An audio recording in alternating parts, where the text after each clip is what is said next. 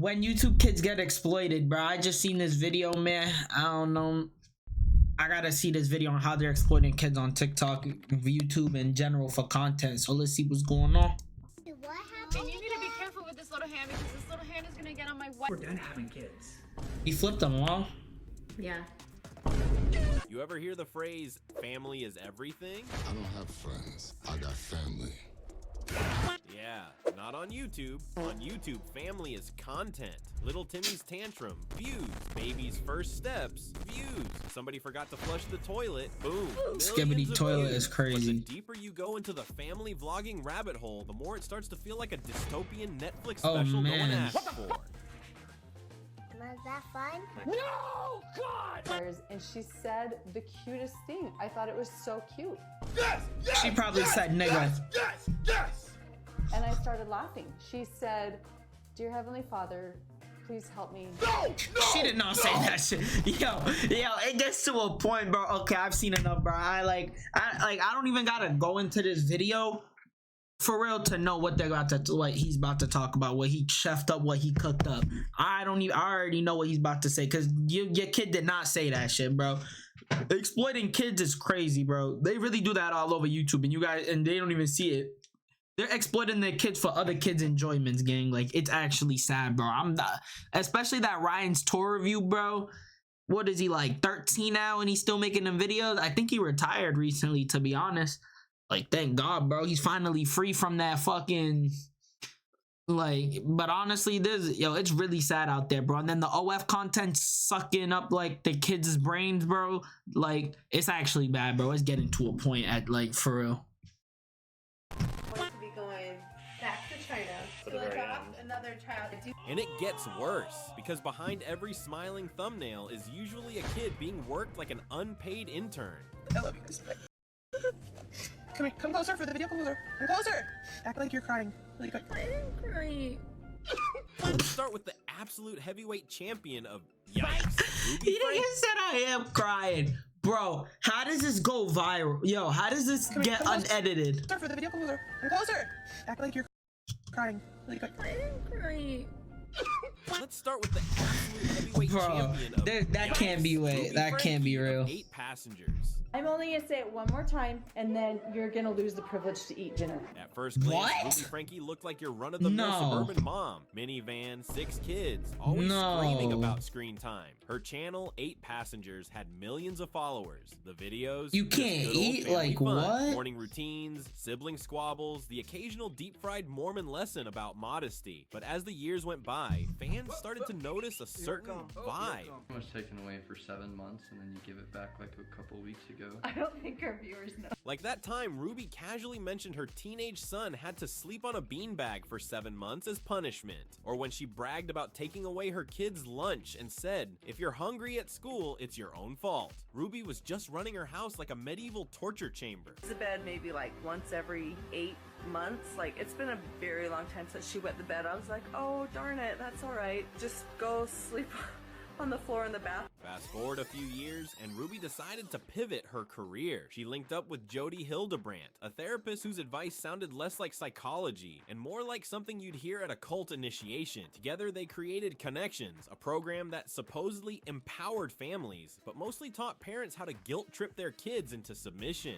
In 2023, Ruby's 12-year-old son literally escaped Jody's house, looking like he had just crawled out of a dungeon, malnourished, covered in scars, and with duct tape marks on his And then she made a wrists. YouTube Police video got on it? involved, Ruby got arrested, and 8 passengers officially went from family fun to true crime documentary. The fallout? Her kids have been placed with other relatives. Her husband filed for divorce, and even her own oldest daughter, Sherry, publicly celebrated her arrest. Imagine being such a bad mom that your kid throws a party when you're locked That's so up. sad. That's actually extremely sad, bro. Count 1, aggravated This child video is abuse, a actually second-degree sad. felony. Guilty. Oh, but don't worry. Ruby's got plenty of time now to think about her parenting choices. 30 years to be exact. Let's just hope her prison cell has a beanbag chair. 30 How do you plead years? to count 1, aggravated child abuse, a second-degree felony. She went from a millionaire YouTuber But wait, if you to think a Ruby was fuck. bad, let me tell you about the next family who took exploitation and made it a billion-dollar business model, Ryan's World. If Ruby Frankie was the Bro, villain, Ryan Ryan's Kaji tired is of the you, man. golden boy, the literal poster child for YouTube success. Ryan made more money before kindergarten than most of us will see in our lives. But let's not kid ourselves. This is not Ryan's world. It's his parents' corporate playground. Let's back it up. Ryan's parents, Cheyenne and Loanne, struck gold in 2015 when they realized people would watch a toddler open toys for hours. I mean, why not? Kids love toys. Parents love a distraction. Add some cheerful editing and a kid-friendly voiceover, and suddenly you've got a multi-million-dollar empire. But here's the thing, Ryan isn't just a kid anymore. He's a brand with a toy line, a Nickelodeon show, a feature-length movie, and an entire aisle at Walmart. By 2020, Ryan was making $30 million a year. Yes, million. Meanwhile, you're out there working overtime for gas money. Life isn't fair. Now you might think, well, good for Ryan. The kid's set for life. But is he? Because let's be real, no 6-year-old dreams of becoming a 24/7 content machine. Do you think Ryan woke up one day and said, Mom, let's make another 45-minute video where I unbox the 800th Paw Patrol set? Nah. This is the work of two adults who realized their kid could print money faster than a Kardashian. 999,999. Bro, let him cry, bro. Let him retire. Morning workout complete. I'm ready for superhero school. Cut! Well done, Ryan. Time to record the next scene. Oh, father. I've been Bro. doing this for 12 years. I think I'm too You know what's crazy though? Ryan could really like it doesn't even have to. He could continue to make money and continue to do this, but without the toys. Like he could literally like make like a lifestyle YouTube channel on like what he like his school and like his life, like a day in the life, bro. Like you don't have to do toys and reviews, bro. He could literally go do something else. I don't know if he plays a sport, bro. Like he could make like a lifestyle called like Ryan in his last name, right? Whatever his real name, and like put like, come on, bro. old for this now. Shut up, Ryan! Don't you remember the contract you agreed to when you were 3? This kid isn't living his life. He's living his parents' cash grab fantasy. And while Ryan's off-camera hours are a mystery, fans have raised concerns about whether he's getting enough downtime. Because between the filming, the sponsorships, and the endless press tours, when does he actually get to just be a kid? And let's not forget the ethics. Ryan's parents were slapped with an FTC investigation in 2019 for shady advertising practices. Apparently, they forgot to disclose that a lot of their videos were basically commercials. Imagine a 6-year-old getting hyped about a toy, only to find out later that it was all scripted. Kind of like Santa Claus, but worse. Of course, the Kajis issued a statement. We're working to comply with regulations. But let's be real, it's hard to trust anyone whose business model is built on turning their kid into a walking billboard. Ryan's brand is huge, but how much of that fortune is actually going to Ryan? For all we know, Ryan could hit 18 and find out his college fund went into his dad's cryptocurrency hobby. Speaking of families who can't seem to draw the line between actual parenting and profiteering, let's roll the carpets for the Stauffers, Micah and James. My child is not returnable. He's our son, and that's that. He's not we aren't gonna trade him in, we're not gonna return him. He's our boy. Micah and James Stauffer ran a seemingly wholesome family vlog channel where they shared everything from meal prep to playtime, but their claim to fame wasn't their 5 biological kids. It was their adoption journey with Huxley, a little boy from China who had special needs. When they first introduced Huxley, fans were eating it up. Adoption content is like catnip for the YouTube crowd. Emotional montages, heartwarming speeches, and that one thumbnail with a tear rolling down someone's cheek. Instant virality, and Micah knew exactly how to play the game. Excited to share our little boy with you guys. Just so tremendously excited. We'll have a link to the fundraiser if you guys want to donate. From the moment Huxley joined their family, he became the centerpiece of their channel. Every milestone, every challenge, documented and monetized. They even made a whole video about picking out essential oils to help Huxley's behavior, because apparently lavender is supposed to cure developmental delays. Who's gonna tell them it doesn't? But as time went on, viewers started noticing cracks in the Stauffers' whitewashed, we love our adopted son from China picture-perfect facade. Micah began hinting that Huxley was more than they could handle. And then, in 2020, the bomb dropped. The Stauffers announced they had rehomed Huxley. Yes, rehomed, like he was a cat who scratched up their furniture, not a child. Micah tried to defend herself, claiming Huxley's needs were more complex than they had been led to believe. But here's the thing, adoption isn't a try before you buy situation. It's a lifelong commitment. Here, this is going to be a lot. We don't know what unknown elements could be. And the worst part, Micah and James weren't just bad parents. They were bad at hiding their motives. Fans dug up receipts showing how much money they made off Huxley's story, sponsorships, brand deals, increased views. It was clear they had turned his adoption into a business venture. And when the Huxley content stopped being profitable, This is so they sad. cut their losses. Oh, and don't think Micah quietly faded into obscurity. She tried to pivot to a cleaning influencer on Instagram, as if the internet would just forget she treated a whole human being like clutter in her junk drawer. Well, Micah, the internet never forgets. But wait, don't go anywhere, because if you think rehoming a child is the lowest the internet can go, I've got another story that'll make your jaw drop. If family vloggers were a soap opera, the Ace family would be the Kardashians, just with more scams and less class. What happened? And you need to be careful with this little hand because this little hand is gonna get on my white chair. And we don't need that. No one is also gonna get on this crazy. So pizza and eggs?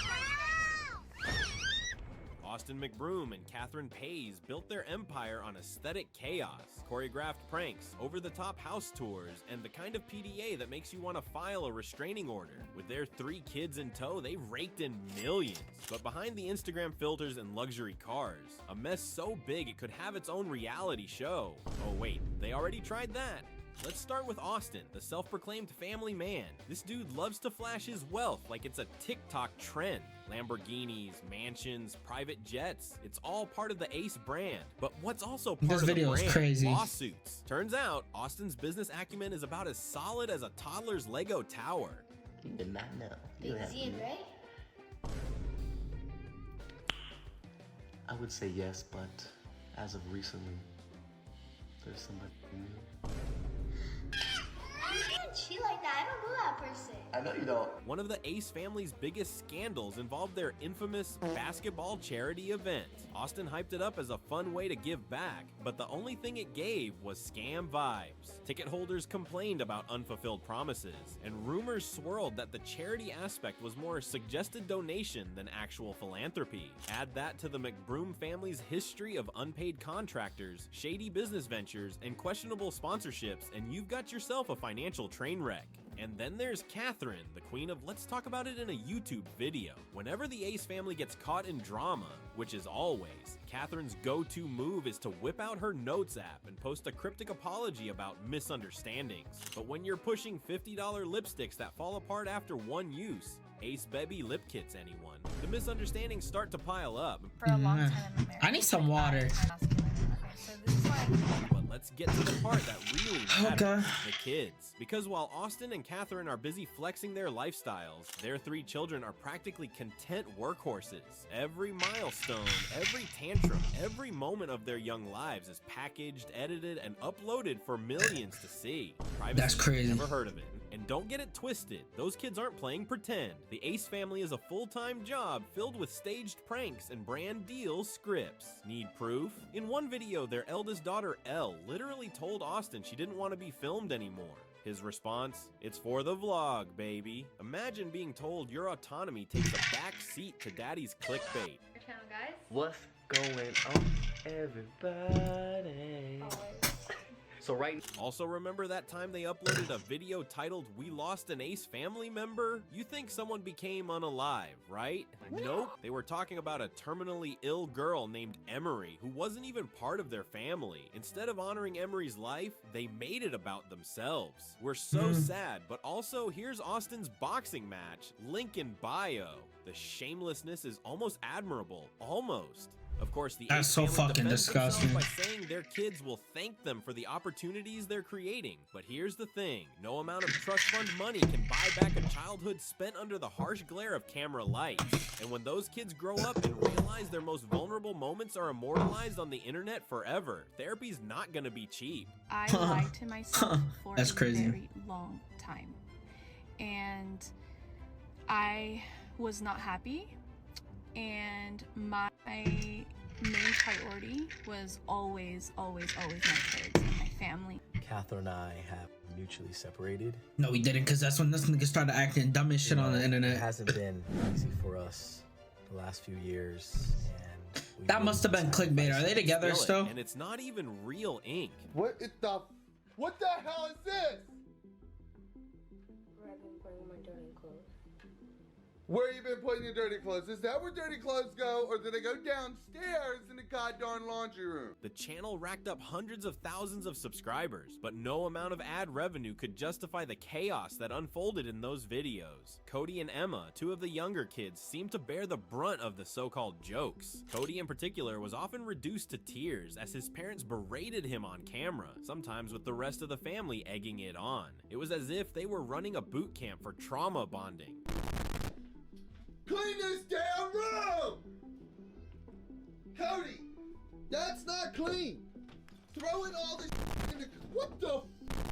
Things came to a head when Philip DeFranco, a prominent YouTube commentator, put the family on blast. He called out the Martins' videos for what they truly were intent. It's a family channel featuring mom, dad, and 5 kids, and it shows their crazy antics. But then they came under fire for a news video called Ink Prank, and showed the parents screaming and cursing at and blaming the children for something they... In 2017, Mike and Heather lost custody of Cody and Emma to their biological mother, Rose Hall. The channel was shut down, but the damage was already done. The Martins issued a tearful apology video, which was about as convincing as a kid caught sneaking cookies. We're sorry than genuine remorse. Our kids, they're the most important thing in the world, guys. Firmly clear. If you wouldn't do it with the Shaytards. Come on. She did hit 10 of them setups. Before vlogging, she about to be strong though. Project Mbappe. Shay Carl and Colette Butler were the internet's wholesome pioneers. Their Mormon family was plastered all over YouTube with every diaper change, school play, and awkward family moment turned into content.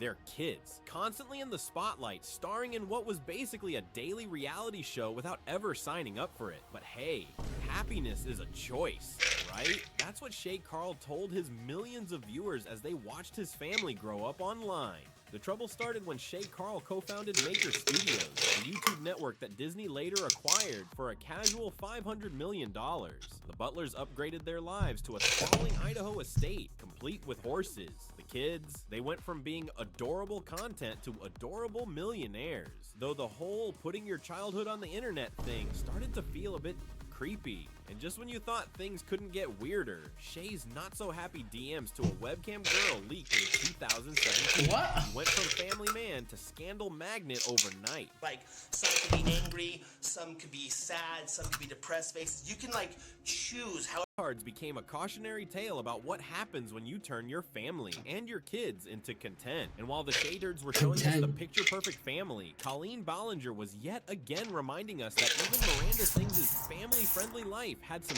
seriously awkward moments.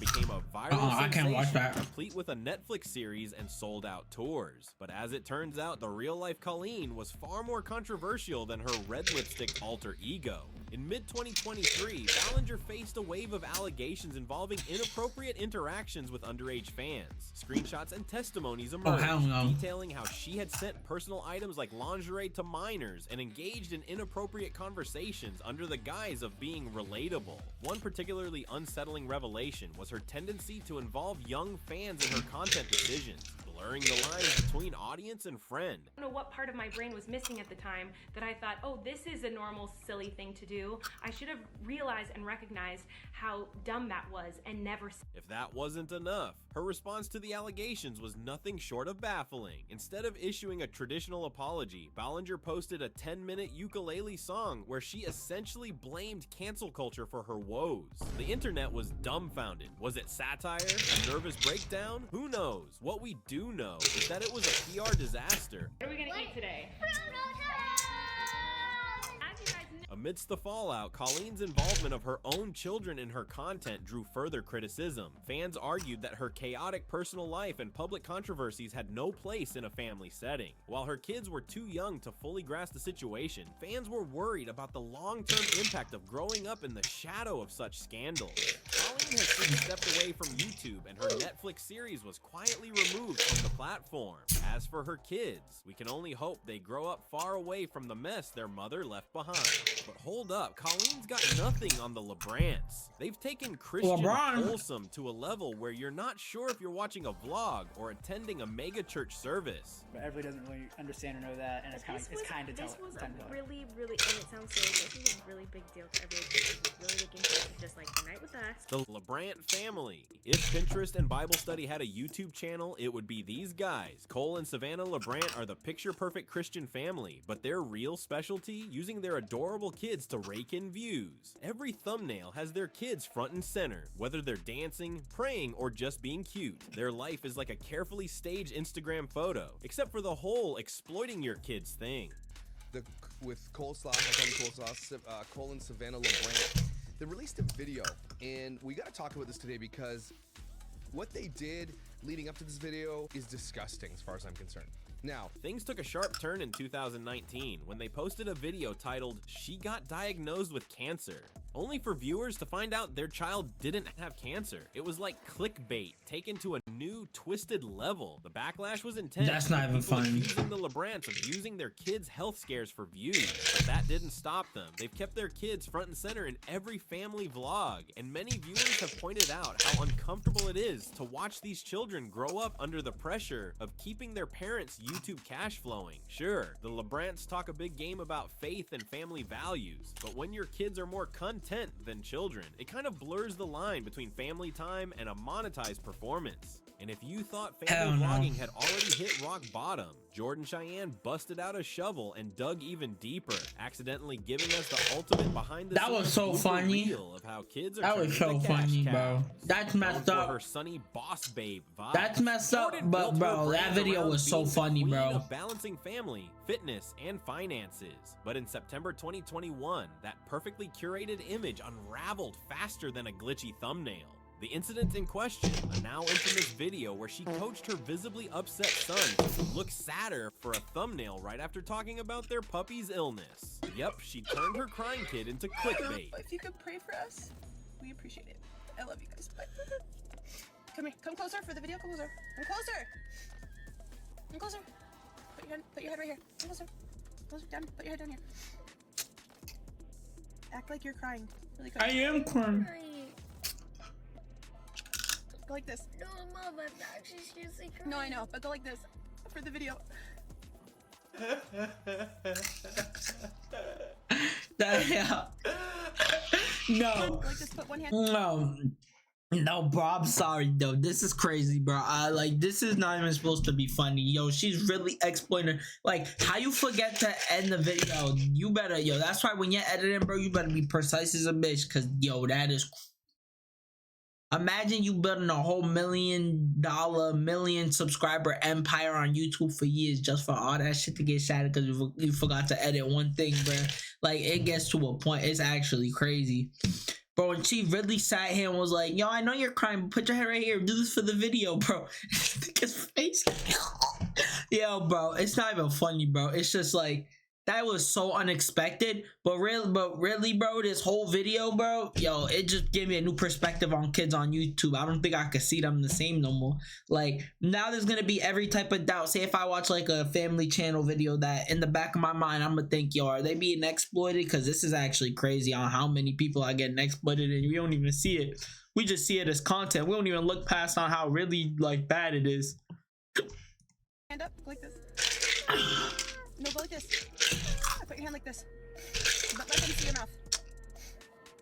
Let them see your mouth. And if that wasn't bad enough, her response made things worse. She took the video down and issued an apology, but not before the damage was done. People started digging through her old content, uncovering more moments that made it painfully clear her kid was more of a prop than a priority. Jordan eventually announced she'd stop including him in her videos, but by then, the damage was done. The backlash prompted her to quit YouTube altogether. Her story is a perfect example of how trying to keep it real can backfire spectacularly, and just how messy things get when you trip over it. I know what you're thinking. Well, it can't get crazier than this, but not when the Ingham family enters the chat. Is that messy? Get some help. These guys have managed to turn family vlogging into a masterclass of what not to do on the internet. The Ingham family that took the family vlogging genre across the pond to the UK. Chris and Sarah Ingham built their brand on wholesome family fun with their 4 kids starring in daily vlogs of camping trips, family holidays, and endless relatable moments. But behind the curated family adventures, there was a much darker side. Chris Ingham found himself in hot water in 2018 when multiple young women came forward, accusing him of sending inappropriate messages. Yeah, those kinds of inappropriate messages. But instead of addressing it like adults, Chris and Sarah just kept vlogging. They acted like nothing had happened, posting as if their reputation wasn't crumbling around them. Sponsorships pulled out and fans questioned the authenticity of their family-friendly image. Alright guys, so I'm going to be talking to you right now about a few of the things that have been going on behind What in the Chris is going on? me and my family over the past couple of months. And more importantly, He kind of looked like Chris Tyson too. my silence throughout the whole of the last 2 months. The worst part? Their kids, who were smack in the middle of the drama, continued to be paraded in front of the camera for content. From filming their injuries to moments of genuine distress, the line between reality and entertainment got seriously blurred. The Inghams are still vlogging, but their channel is a shadow of its former self, and the once loyal fan base has fractured, leaving their kids as the unintended victims of their parents' refusal to face the music. So what's the takeaway here? Whether it's the Ace family, the LeBrons, or Colin Bollinger, Jordan Cheyenne, or Ruby Frankie, it seems like family vlogging is less about family and He more might about go putting out your of this, kids the under fuck? the internet's microscope for cash. These YouTube families show us that behind every perfect Instagram filter is a messy reality, especially when your childhood is content for millions to consume. Now it's your turn. What do you think? Did these families cross the line, or is it just the price of fame? Drop your thoughts in the comments below, and don't Should I forget do to 24 hit hour? that like button if you think they need to put the cameras down for good. And if you're not already subscribed, what are you waiting for? Join Curious to stay up to date on all the latest.